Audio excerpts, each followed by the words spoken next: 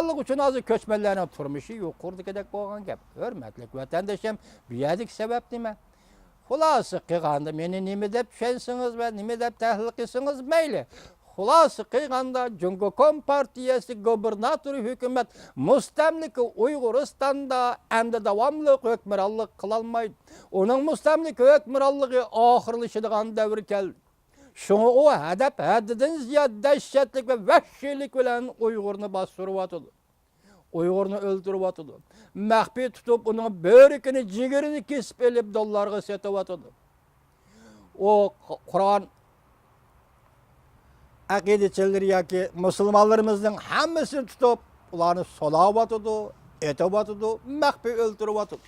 Balıçakısı bilen Kaşgar'daki damılımızın ismi nemeydi isimden çıkıp kaldı.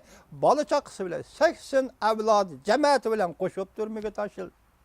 Hazır jaylarda körüp atışlar, radyo sözler vatıdı. 2000'den 3000'lap mahbi mektepler ekirip okutuş kılıp vatıdı. Terbiyeler vatıdı. Hemmisi tahdit gücü, eşip kelip atkan tahdit gücü, eşip kelip atkan gazap gücünün partlaşıdan kokkan Xitay hükümeti hazır Uyguristan'da dehşetlik aldı bastırış elip berip atı. Endi ahır başlık köydük ko, bir yerde baylık tügüdü depti. Baylık tügümedi, tügümedi. Sen bunu içip tügütemme, sen baylık tügümedi. Demek xulası kalam şu ki sen hazır müstemliki Uyguristan'daki müstemlikçilik siyasetini ahırlaştırıp, xudu köpağını götürüp, 1949 yılı kandak kırıp kelgen bolsan bu ülkege bağlı yalacı nakşanı to'lab, endilikti yani şundan nakşanı to'lab, çıkıp ketadigan vaqt geldi. Belki sen buna tayyorlik qilding. Bizning bu tahlilimiz mana bunda qoldi. Endi ikkinchi tahlilimizni ko'chaylik. Masalan, alayli hozir Çavuşan vaziyetining qayerga kelganligini yuqorida ko'rsatdik, hurmatli vatandoshlarım. Prezident Trump 11 ayının 3. günü Beijingni ziyorat qilishdan burun hozir davlat ishlar kotib Rex Tillerson Beijingni ziyorat qildi. Nihoyat ciddi ziyorat qildi. Bu ciddilik kim üçün oldu? Cungu üçün ciddi bulup atandı ya ki Amerika üçün ciddi bulup atandı. Ben oylayman ki Cungu üçün ciddi bulup atandı. Çünkü bir yerdeki mesele ağız demez, ameliyatı Çavuşan meselesi. Hem şundaklı şu ameliyatının bir kanıtı, bir yıldızı, bir tutuşuduğun tarifi Cungu meselesi. Neymiş ki? Sen Cungu kötürüp çıktın mı? Cungu sen hesap çıktın mı? Atomlu yadroğun teknikini, pulunu, hemmini verip Çavuşan'ı dünya kötürüp çıktın. Dünyaya emez, asıl maksidin Amerika'ya tahdit peyda kılış. Amerika Qo'shma Shtatlarga tahdid paydo qilish yoki bo'lmasa Çavuşan'ın şu arqali yadro klubiga elib kirib o'zining hamroyiga, sun'iy hamroyinga aylantirmoqchi edi. Bugun mag'lub bo'lding. Çünkü Prezident Trump bugün Çavuşan meselesini yadrosuzlaştırış, Çavuşan yerimi ağırlığı meselesini yadrosuzlaştırış meselesini tilga elip çıktı. Hazır bu doğru siyaset belgili ve bu doğru hareket kıldı. Şuna hazır Xitayning Rex Tillerson Devlet İşler Kotibini Beijing'e apırıp Rex Tillerson değil mi dedi, biz Çavuşan bilen muamele kılımızın. Ameliyatı Amerika Qo'shma Shtatlarının Çavuşan bilen muamelesi bugün emas.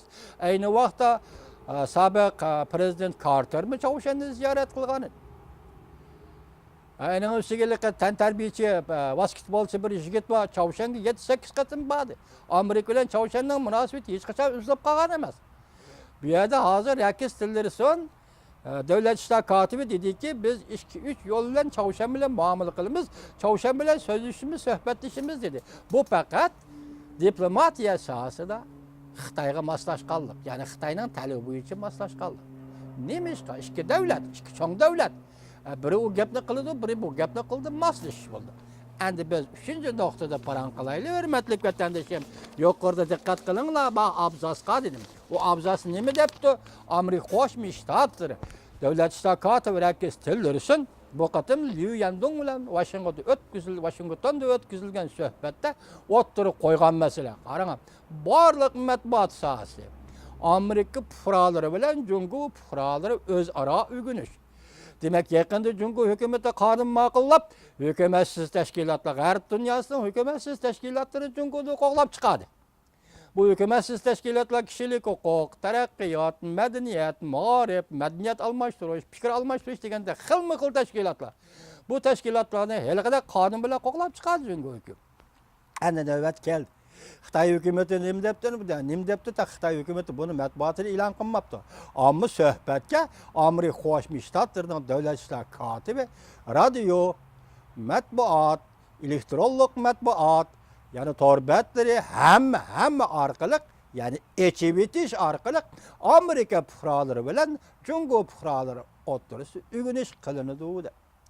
Bu intayin ig'ir gapchi vatandoshim. Nemishqa deysiz? Partiya, Jungo Kompartiyasining davlat qurishi ikki masalaga tayangan. Biri qurol, yani alam, armiyaga tayan.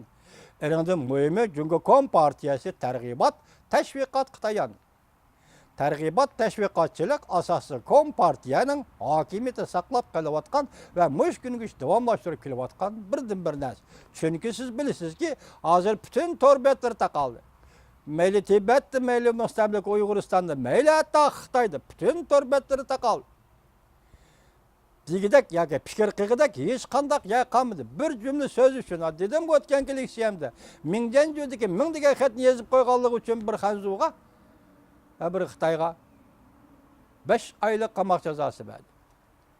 Hozir shu darajaga yetganda, mushundaq paytda endilikte biz başlayalım Pravidanın xabarini dedik. Rast olsun, yalgan bolsun. Tor betirdi, bu doğruda gap yok. Bu qandaq çıkıp kaldı YouTube'ga şundaq dedi.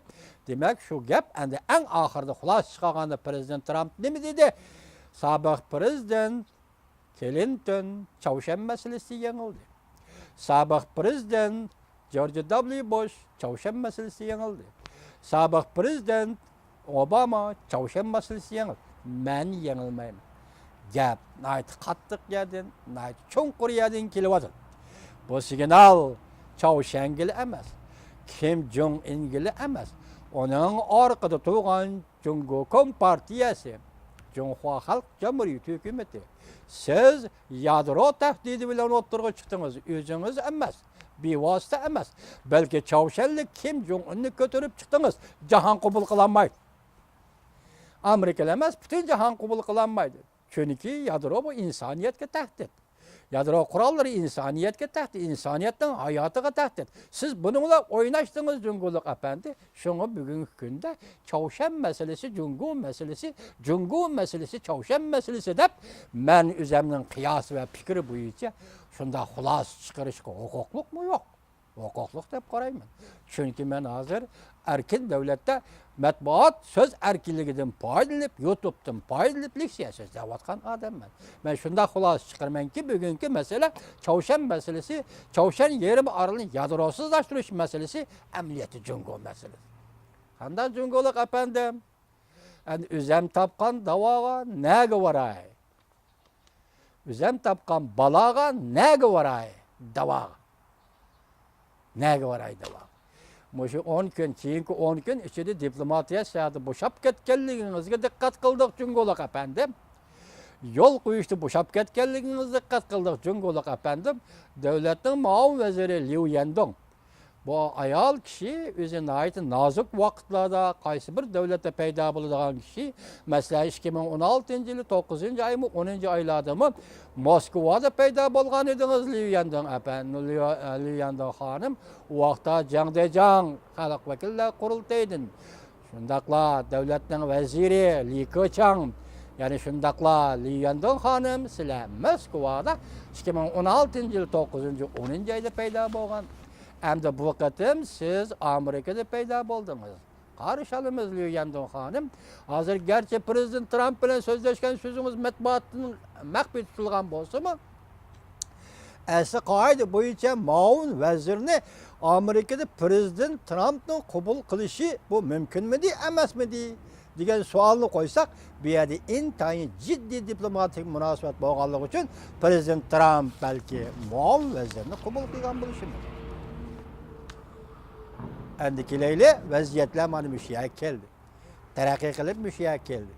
Jungoluk efendim, endi Prezident Trump'tan bir sözü, siz bir tutup aldığın bir sözü, men neticeye, men netice görüşü kalayım. ideologiyalik talaş tartışmalar hoşum yok degan ma'noda bana natija kerakdir, natija kerak. Biz şunu oylaymiz ki eğer Amerika Qo'shma Shtatlarining davlat ishlar kotibi Tillerson Washingtonda barliq matbuotni ochib etish, elektronlik matbuot, an'anaviy bosma matbuot, gazet jurnal degandek mo'shularni qo'yib etish orqali Amerika fuqarolari bilan Jungo fuqarolarining o'zaro uyg'unishini ilgari surish. Demak, bu ma'rifat ishlari suhbati bo'ladi. Qonun ijro qilish va ma'rifat ishlari suhbati bo'ladi. Demak, shundaq natija yaratadi degan gap. Men Jungolik tarafidan bunday narsa o'tirib qo'yilgan bo'lsa ishonmayman. Jungo degandan Jungolik apandining bir har ikkita boshqa qiladigan ishi boshqa, so'zlaydigan so'zi boshqa. Ikki narsa. Qip-qizil yolg'onchilikdan boshqa gap yo'q. Agar shuni Jungolik taraf o'tirib qo'ygan bo'lsa, men buni ishonmayman. Amerika Qo'shma Shtatlari o'tirib qo'ydi. Amerika Qo'shma Shtatlari shundaq ijro qiladigan bo'lsa, matbuotni echib etish Amerikada mavjud emas, yepib etish mavjud emas. Allaqachon ochiqli matbuot bu. Tor betirimi shundaq allaqachon ochiqli gap Jungo, taqavogan Jungo echib etish kerak degan gap. Xo'sh, shu kunda kelganda Jungoda qanday o'zgarish bo'lishi mumkin, hurmatli vatandoshim? Endi kelayli, Xitoy shundaq echib etishni mustamlik Uyg'uristonda yo'lga qo'yamdi yo'q. Tibet rayonida yo'lga qo'yamdi yo'q. Buning o'zi bir ish.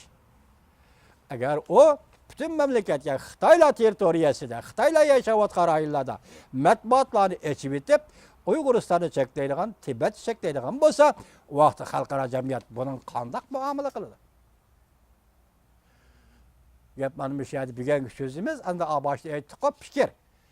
İqtisod sohasida o'tganligimiz so'zlagan edik. Iqtisod sohasi chekindi. Qanday chekindi? Amerika shirkatlari Jungoga kirsa sen texnikani bersan. Bu bir mutahamlik apandilar bu. Texnikani berish degan gap shu shirkatning raqobat kuchini so'rayotdi.